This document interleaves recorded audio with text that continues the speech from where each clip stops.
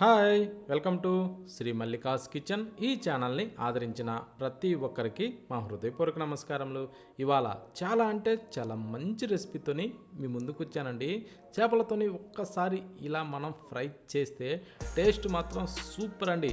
ఈ విధంగా ఫ్రై చేయాలన్నా చాలామందికి తెలియదండి. 99 మందికి తెలియని ఈ సీక్రెట్తోని ఈ చేపల ఫ్రై అండి. ఈ టైప్లో చేపల ఫ్రై చేస్తే మాత్రం లొట్టలేసుకుంటూ తింటారండి.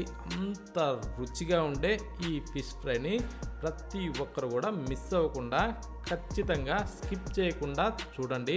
చూసి ఈ టైప్లో ఖచ్చితంగా చేసుకొని తినండి. టేస్ట్ మాత్రం చాలా అంటే చాలా అద్భుతంగా ఉందండి. ఈ అద్భుతమైన రుచి ఎలా చేస్తే వచ్చిందో ఒక్కసారి మన కిచెన్లోకి వెళ్ళి చూద్దామా.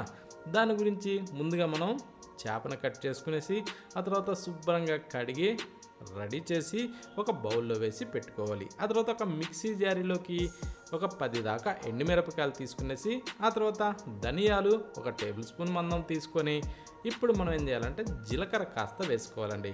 అదొక టేబుల్ స్పూన్ వేసేసి మిరియాలు అవి కూడా ఒక టేబుల్ స్పూన్ మందం అయితే వేయాలి.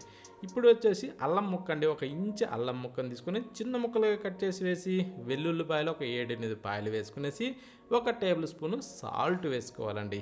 ఆ తర్వాత చిటికెడు పసుపు కూడా వేసుకొని ఇప్పుడు మనం ఏంటంటే చింతపండు పులుసు అండి. చింతపండు ఒక 10 నిమిషాల పాటు నానబెట్టుకొని నిమ్మకాయ సైజ్ చింతపండుని గట్టిగా ఇలా పిండుకొని రెడీ చేసి ఈ టైప్లో పేస్ట్ చేసుకోవాలండి. ఓకేనా. ఆ చింతపండు పులుసు మాత్రం ఆ టైప్లో గట్టిగా ఉండాలి. కాకపోతే ఏంటంటే మనకి గ్రైండ్ చేసుకునేటప్పుడు నీళ్లు దానికి తగ్గట్టుగా పోసుకొని ఈ టైప్లో మనకు పేస్ట్ వచ్చే విధంగా చూసుకోవాలి.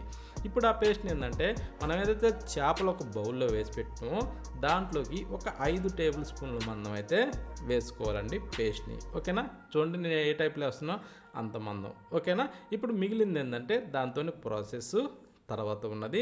దాన్ని కాసేపు అలా పక్కన ఉంచుదాం. కానీ ఏంటంటే ఈ పేస్ట్ అన్నది చేప ముక్కలకి బాగా పట్టించాలండి.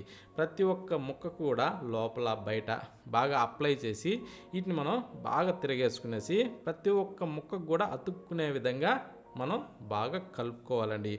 ఏంటంటే ఈ కలిపిన తర్వాత దీన్ని మనం ఒక అరగంటకు తగ్గకుండా కానీ ఊరబెడితే రుచి అద్భుతంగా ఉంటుందండి. చేప ఏంటంటే ఈ పేస్ట్ను బాగా పీల్చుకొని పులిసి ఎంత బాగుంటుందంటే అంత బాగుంటుంది. దీన్ని అయితే ఖచ్చితం అరగంట సేపు అయితే ఊరనిచ్చుకోవాలి. ఇప్పుడు దాన్ని పక్కన పెట్టేసి స్టవ్ మీద ఒక ప్యాన్ అయితే పెట్టుకొని ఒక 5-6 టేబుల్ స్పూన్ ఆయిల్ వేసుకోవాలండి.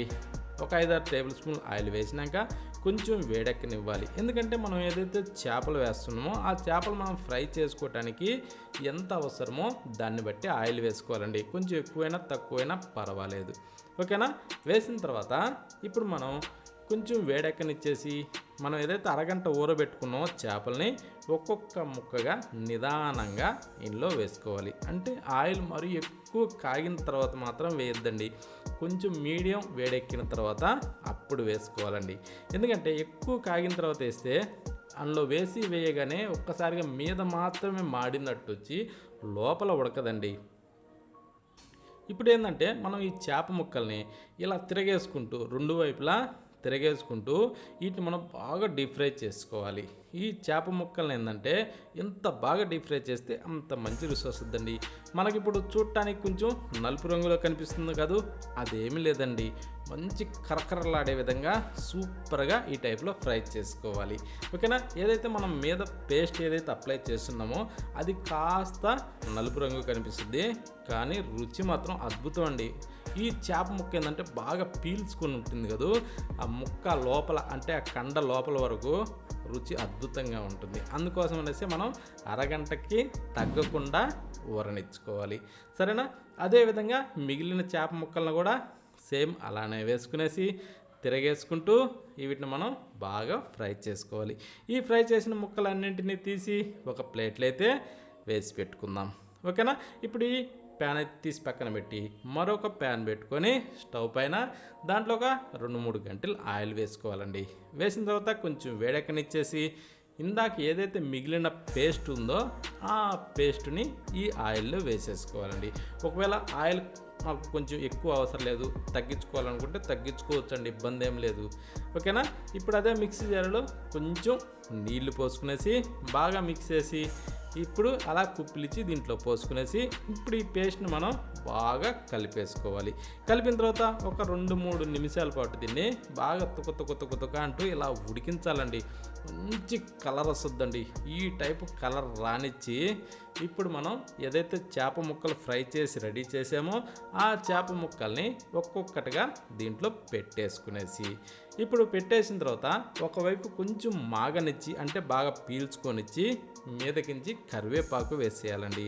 కరివేపాకు వేసిన తర్వాత రెండో వైపుకి కూడా సేమ్ అలాగే తిరగేసుకునేసి దీన్ని మనం ఏంటంటే కొంచెం బాగా ముక్కని పీల్చుకొని ఇవ్వాలండి ఈ పేస్ట్లో. ఓకేనా? ఈ పేస్ట్లో ఈ ముక్క ఎప్పుడైతే బాగా పీల్చుకుంటుంటో ఆ రుచి అంత అద్భుతంగా ఉంటుందండి. ఓకేనా? ఆ టైపు వీటిని మనం బాగా ఫ్రై చేసుకోవాలి. కానీ ఈ టైప్ చేసిన ఎవరికైనా సరే ఒక్కసారి తిన్నవాళ్ళు వదిలేపెట్టరండి. అంత మంచి రుచిగా ఈ చేపల ఫ్రై ఉంది. ఈ విధంగా ఈ చింతపండు పులుసు పోసి ఈ టైప్ చేస్తే టేస్ట్ మాత్రం చాలా అంటే చాలా బాగుందండి. ఎంతో కొత్తదనంతో మంచి పుల్లగా కరకరలాడుతూ కొంచెం లైట్ స్పైసీతోని ఎంత బాగుందంటే అంత బాగుందండి. ఈ విధంగా చేసుకునేసి తింటుంటే రుచి మాత్రం అమోఘం అండి. అంత బాగుంది ఈ ఫిష్ ఫ్రై అండి. ఓకేనా?